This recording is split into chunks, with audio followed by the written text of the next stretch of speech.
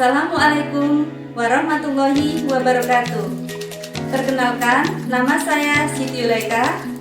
Saya mahasiswa semester 8, Prodi Kebidanan, Program Sarjana Terapan, Fakultas Ilmu Kesehatan, Universitas Aisyah Yogyakarta. Di sini saya akan menyampaikan tentang soal PKT episiotomi, bimbingan Ibu Herlin Fitriana, SST MKep. Selamat mengikuti. Soal Fignite Episiotomi oleh Siti Yulaika, NIM 1910104328. Kasus 1. Seorang perempuan umur 23 tahun G2 P1 A0 umur kehamilan 39 minggu datang ke puskesmas diantar oleh keluarganya. Mengatakan sudah merasa kenceng-kenceng. Hasil pemeriksaan yang dilakukan oleh bidan didapatkan tekanan darah 110/70 mm Hg, nadi 84 kali per menit, respirasi 16 kali per menit, suhu 36,5 derajat Celcius, DCC 140 kali per menit, TFU 3 jari di bawah PX, TBC 3.900 gram, presentasi kepala Puki. Saat ini dalam proses skala 2. Setelah kepala janin lahir, tidak terjadi putaran paksi luar. Kemudian bidan memposisikan ibu mikrobet. Apakah tindakan yang selanjutnya yang tepat dilakukan oleh bidan? A. Mendorong fundus uteri. B. Melakukan episiotomi. C. Memutar kepala bayi. D. Menyuntik oksitosin. E. Menarik kepala bayi. Jawaban kasus pertama, B. Melakukan episiotomi. Penyelesaian kasus. Seorang perempuan umur 23 tahun G2 P1 A0 umur kehamilan 39 minggu, janin tunggal intrauterin, presentasi kepala Puki, TFU 3 jari di bawah PX, TBC 3.900 gram, presentasi kepala Puki, tidak terjadi putaran paksi luar. Memposisikan ibu mikrobet, tindakan yang tepat dilakukan oleh bidan dengan episiotomi. Pembahasan kasus.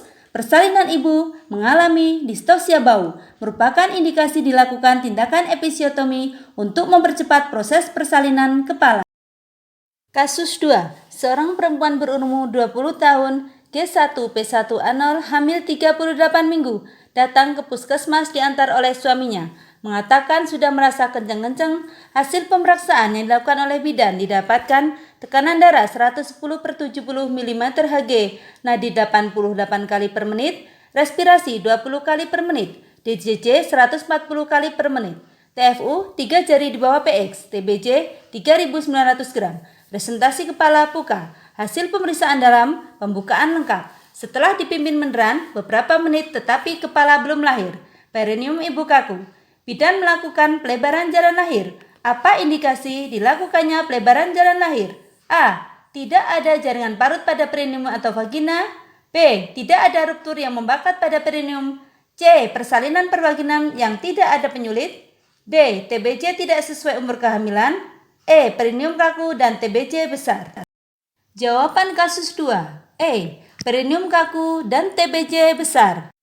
Penyelesaian kasus.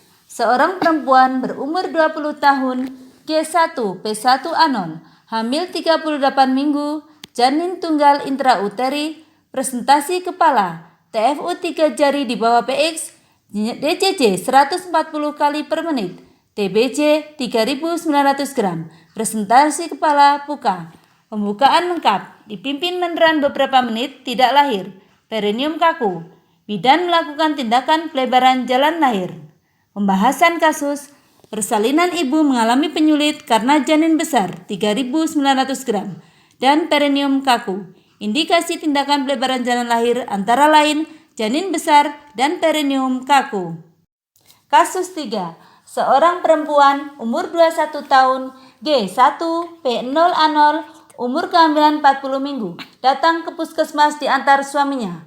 Mengatakan sudah merasa kenceng-kenceng. Hasil pemeriksaan bidan, tekanan darah 120/70 mm Hg, nadi 90 kali per menit, respirasi 24 kali per menit, DCC 142 kali per menit, TFU 3 jari di bawah PX, TBC 3.800 gram, presentasi kepala Puki. Pembukaan sudah lengkap.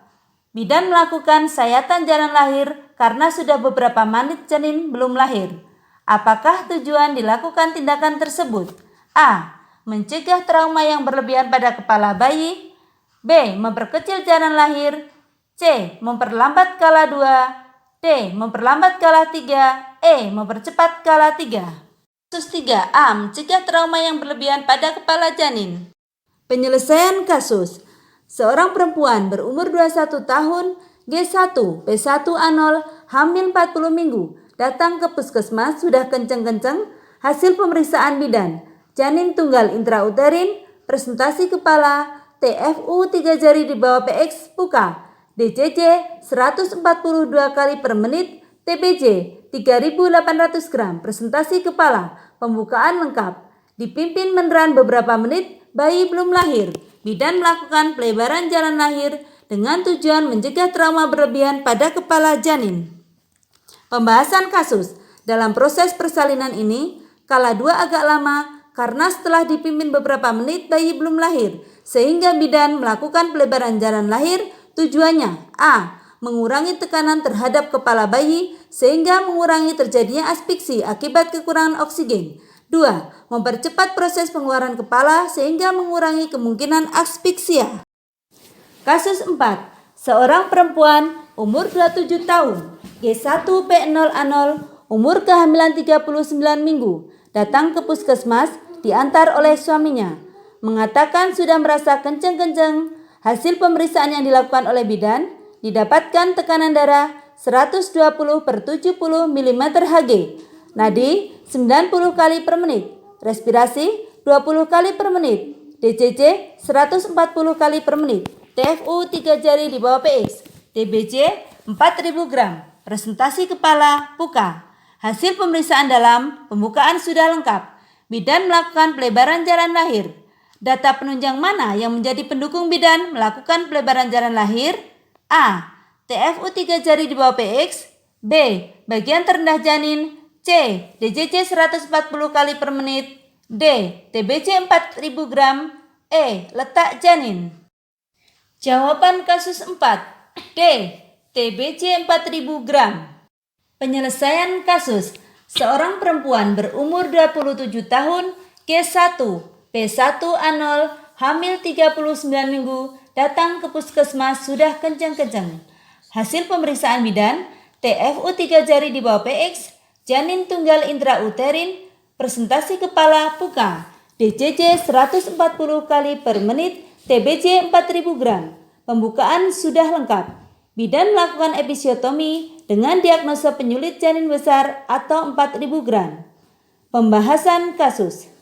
Dalam proses pertolongan ini, bidan melakukan pelebaran jalan lahir dengan data penunjang bayi besar atau 4.000 gram.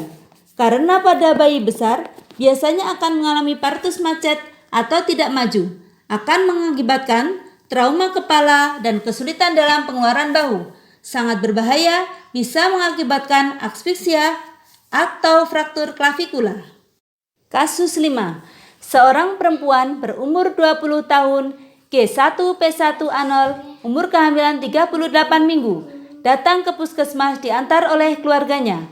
Mengatakan sudah merasa kenceng-kenceng.